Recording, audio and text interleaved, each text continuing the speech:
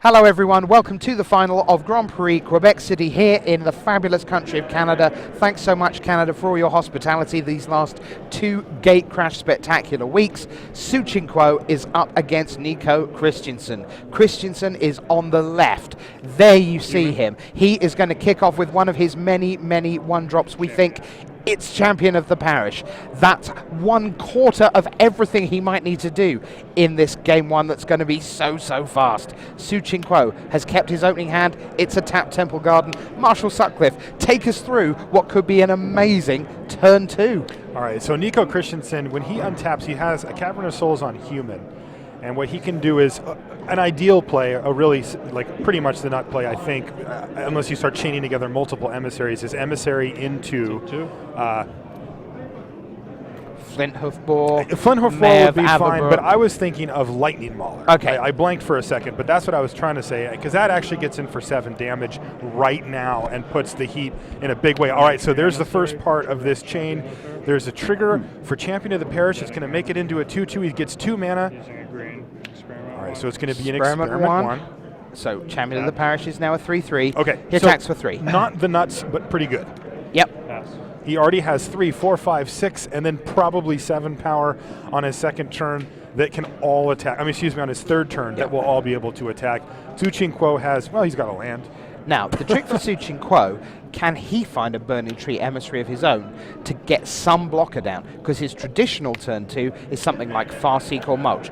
Good news. Wow! 1, 2, and he drew it up. He doesn't have anything to go as a third. He couldn't go into Farseek or Mulch. But that is a great defensive turn 2. I mean, it's about as good as he can do, and it's still not that good. Like, he's still going to be facing down a frontline medic, which is going to make the Champion of the Parish a 4/4. It's going to make the Experiment 1 a 2/2, and he's probably just going to offer the trade here. He can trade both emissaries for his champion. He can also just wait a turn if he's got another human in his turn.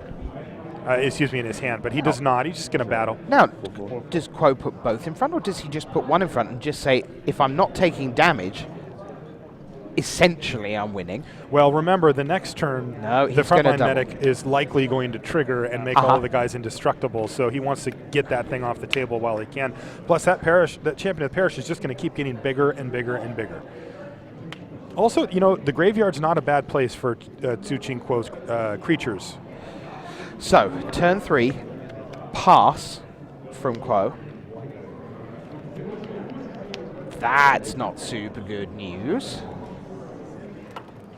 Here comes Mayor of Averbrook for Nico, and now he will send Frontline Medic, Experiment 1, Burning Tree Emissary, pumped all over the shop by the Mayor of Averbrook.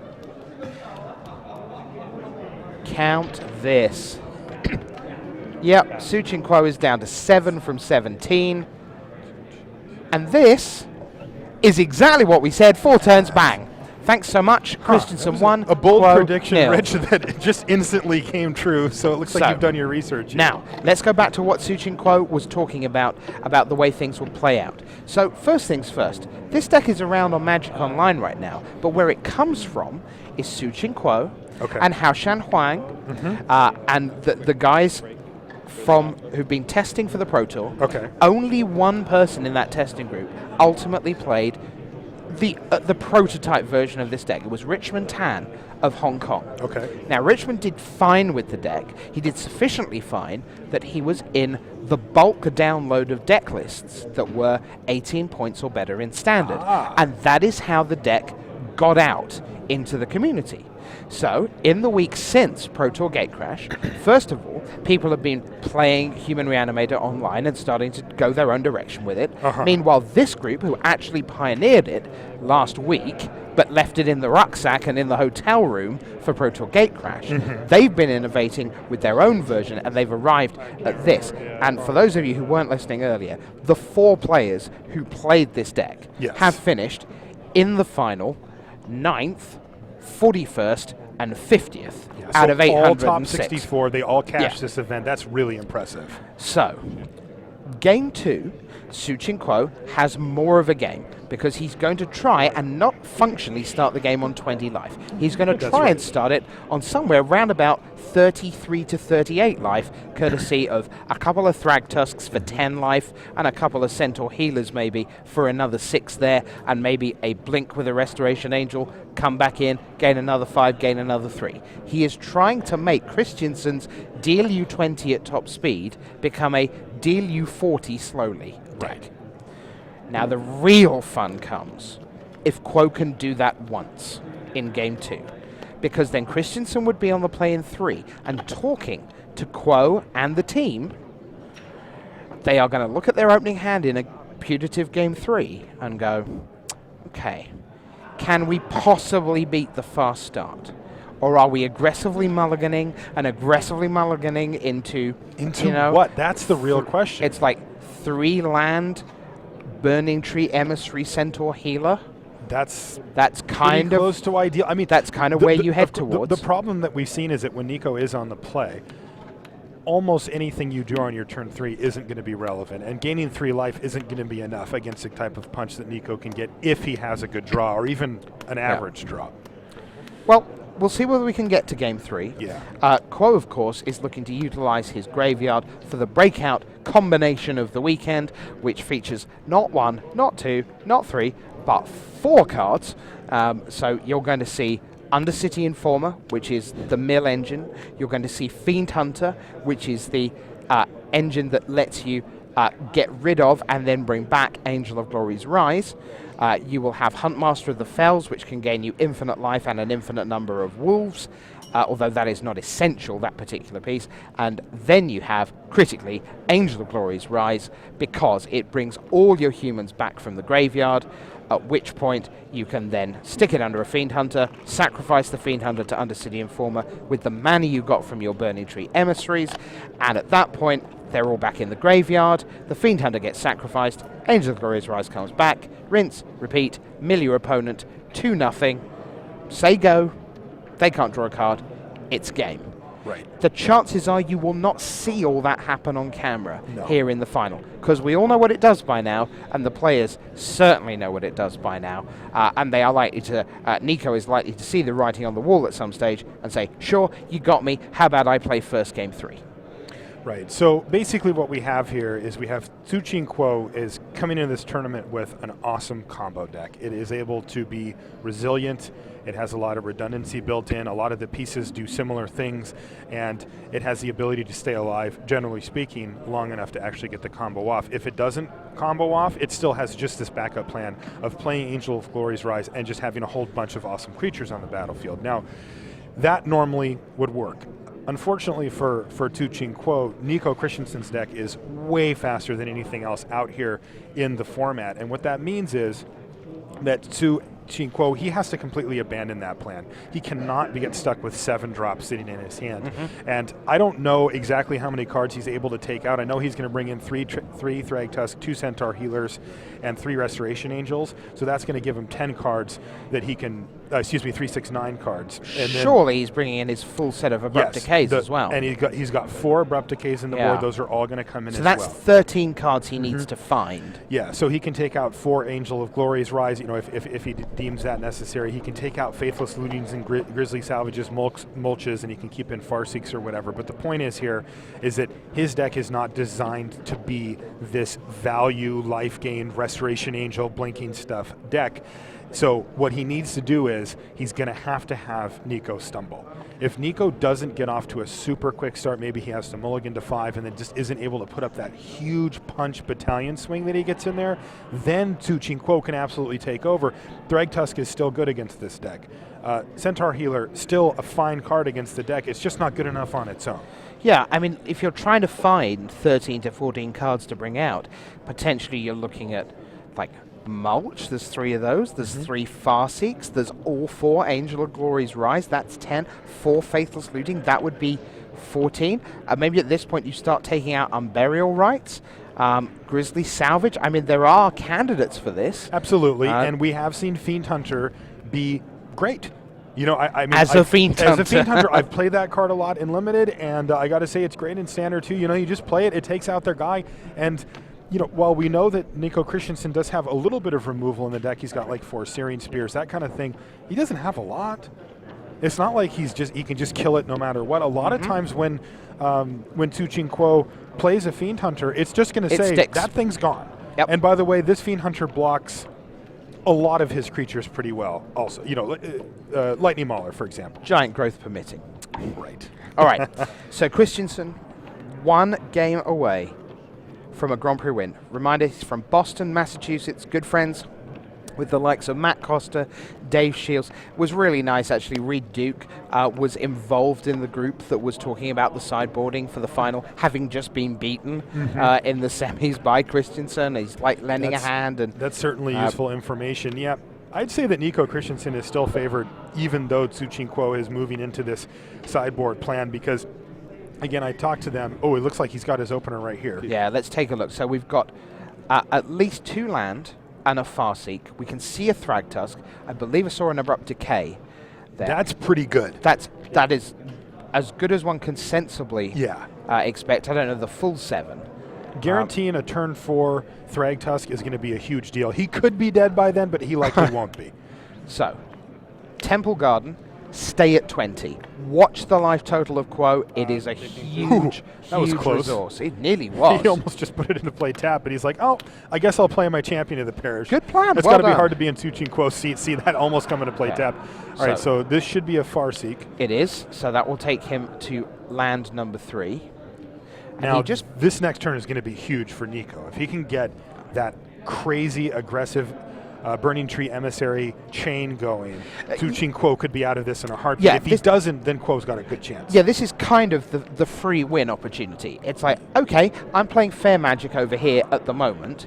You have a turn to be as unfair as you can. Yeah. And it's possible that you can be so unfair that we're done. Yes. It has been on turn 2 that we have seen Christiansen functionally take the game away from players. That's right. So huge moments here in the Quebec City let's final. see what he's got.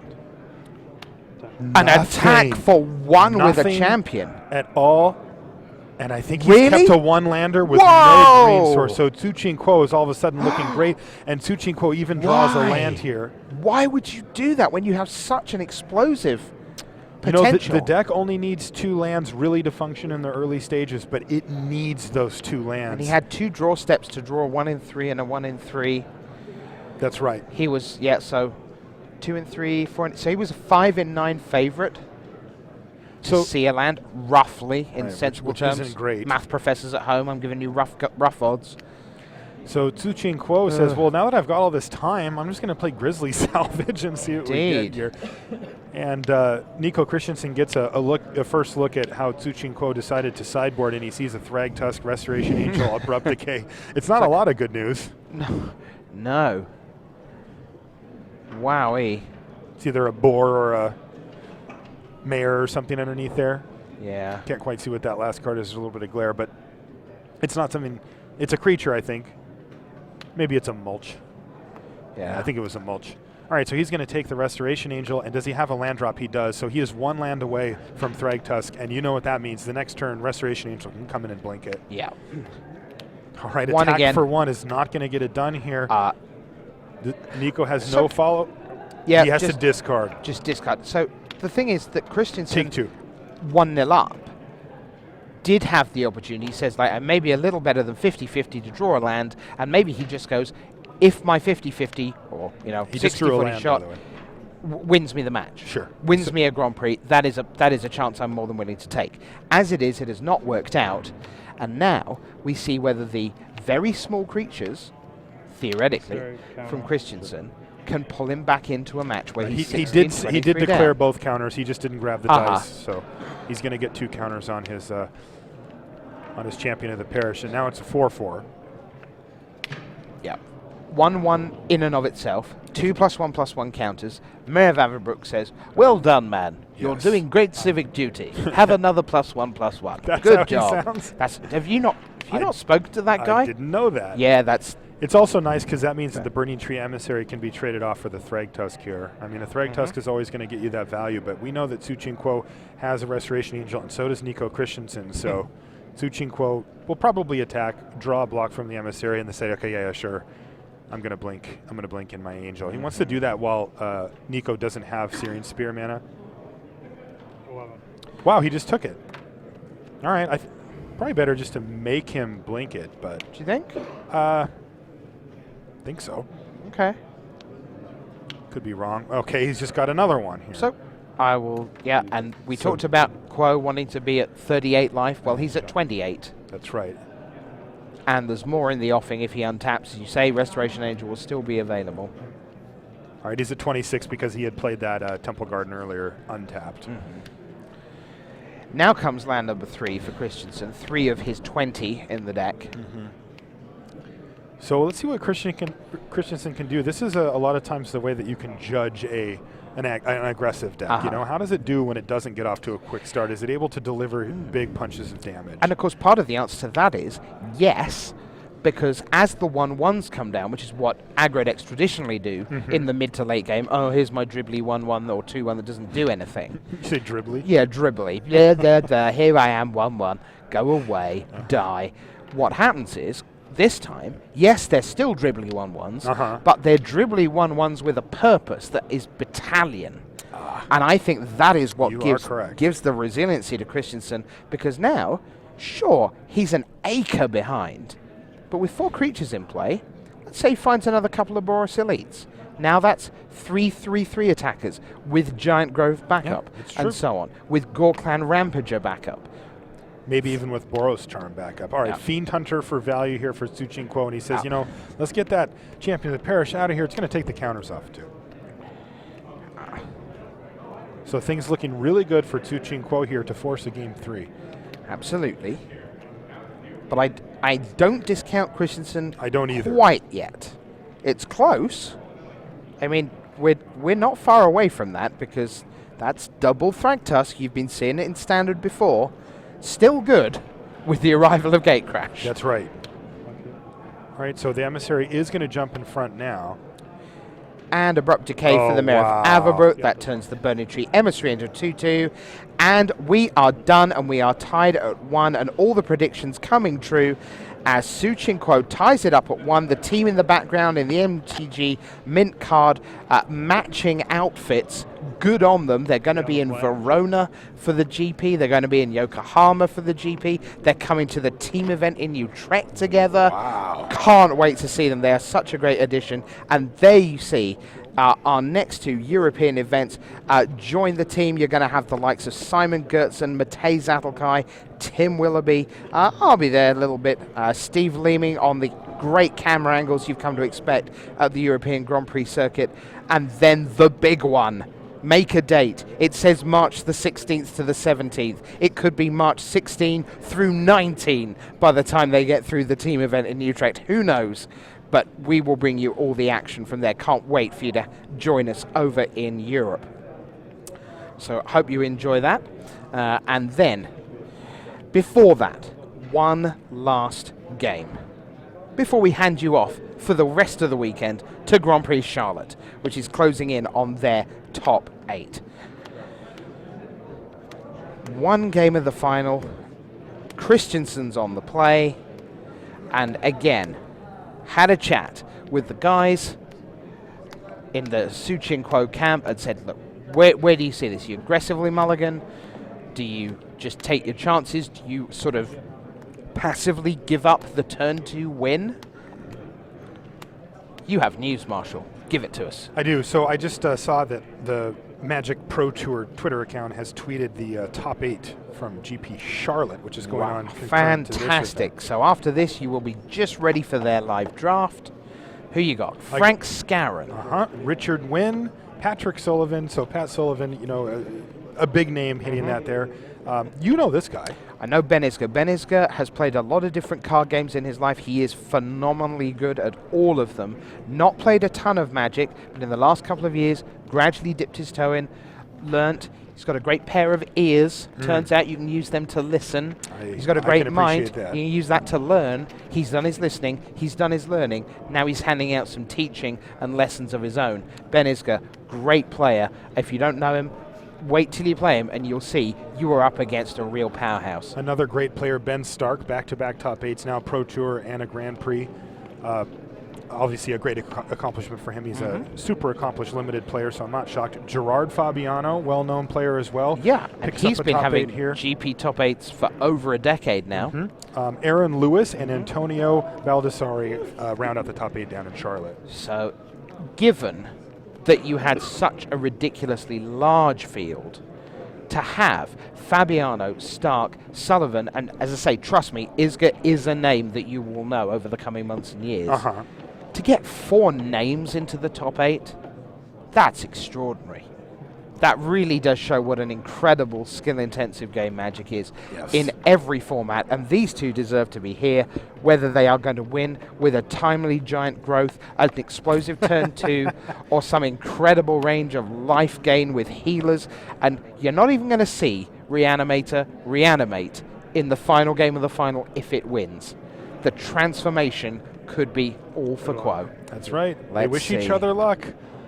And they're going to take a look at their opening 7 here. I think Nico Christiansen has a big advantage even after the sideboard plan of Tzu-Ching Kuo, but we'll see. If he got off to a very slow start last time, he was not able to find a second land drop in game 2, and that ultimately cost him the game as Tzu-Ching Kuo resolved a couple of Thrag Tusks. Now, in game 2, Christiansen gets to go, if I see land number 2, I'm going to be a Grand Prix champion, and I've got a game to lose. Right. This time, he gets to say, if I don't, I give away a trophy and a title. That's right. Now, Nico kept his opening hand here. So now, and Kuo is looking at his. he's got a Centaur healer. He's I got don't think he has double enough lands. He's he got a had mulligan. and the thing is, he had double Abrupt Decay and 1 land. and a Centaur healer. Yeah. And he was in the position of, if I find a second land straight away, maybe I'm in business. Yes. Because I Abrupt Decay and I Abrupt Decay, then I make a healer, that'll trade with something. Yes.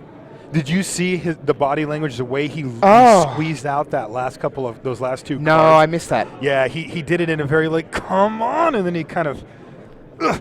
It's like you just hope that last card is a land, and it wasn't. I did see that he kept on Burial Rites in. Again, a fine card to give you a late game with Thrag Tusk. I think that's incredibly disciplined of Kuo there. I mean, Abrupt Decay, you want Hey, it. there's more events all of a sudden. San Diego the same weekend. San Diego the same weekend. And you know what? Tzu-Ching Kuo's teammates can barely watch. As he, did you like the mulligan off the 1 land? You think he needed to mulligan? He had double Abrupt Decay and Centaur healer. Rich is talking to Li Shitian, a teammate of Tzu-Ching Kuo. You still liked it? Okay.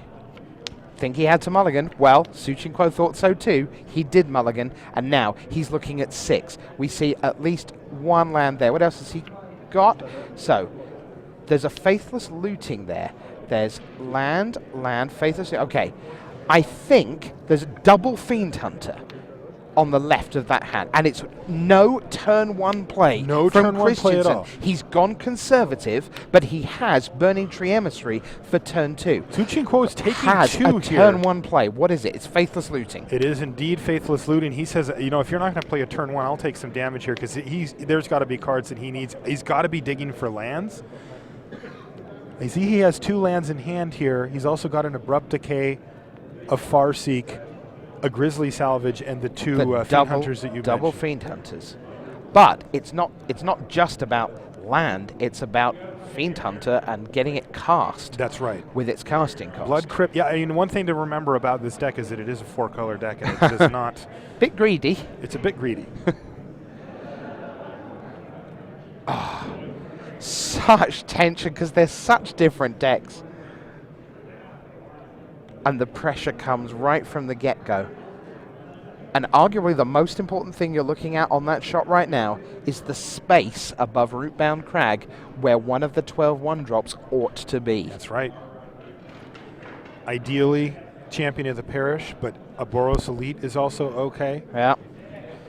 Even an Experiment 1 would be totally fine, but he's on Experiment 0 here with no creatures on the battlefield. Absolutely. This is a tough decision for Tzu-Ching Kuo. He's really got to make sure that this is what he's discarding. All right, so Fiend Hunter looks 1. like he's hedging a little bit because he anticipates that maybe he won't be able to cast it.